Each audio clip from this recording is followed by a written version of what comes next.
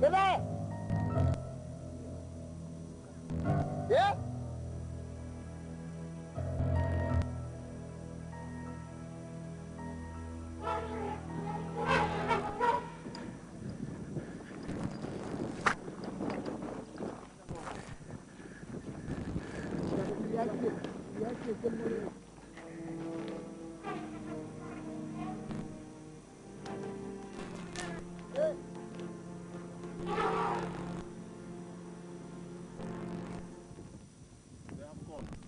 They have gone.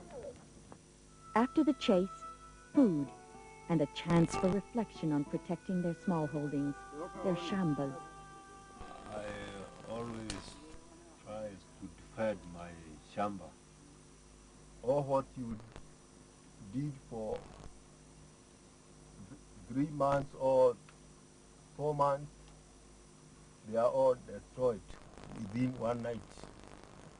I plan for my children and to help them through education. Even though the elephant came and destroyed all their properties which I have, so I remain empty.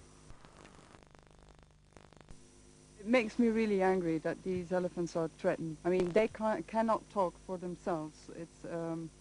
They cannot shout off the walls what is happening, so somebody has to do it.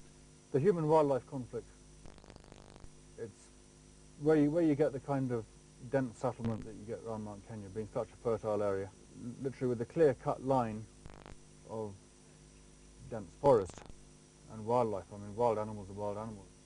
Probably the concept of a wildlife barrier is a good one to protect people's crops and wildlife. It shouldn't be a contentious issue. People have to protect their crops. But at the same time, who's going to pay for it? The people? Unlikely. A community that has a particularly good year from crops, they will part pay for it. Donor funding, yes. The government, unlikely. The government at the moment doesn't actually have an enormous amount of resources, and so that's the quandary.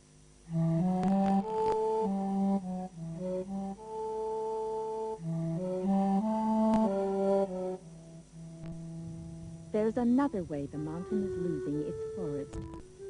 It's called the shamba system. Farmers are given forest land to grow crops on condition that they plant trees. The land has to be returned to the forest reserve once the trees have grown.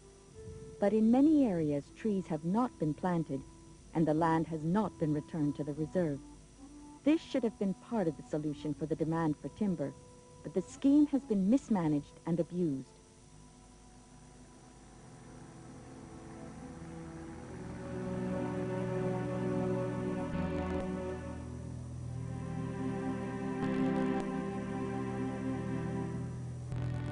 Managing the forests is complicated. There are no easy answers in a country where many farmers are so poor. Being located here in Africa, we never can be only one-eyed environmentalists. We must be two-eyed people with sustainable development, linking environment precaution with economic development, with giving the people, the increasing number of people living here also, a vision and expectation for their future, the future of their children. We are very sure of one thing: we shall always live next to the mountain. The mountain will never move, and the elephants will never move. So one day, the community or the people who benefit from these elephants and from this wild grace will assist this community. And that's what I say.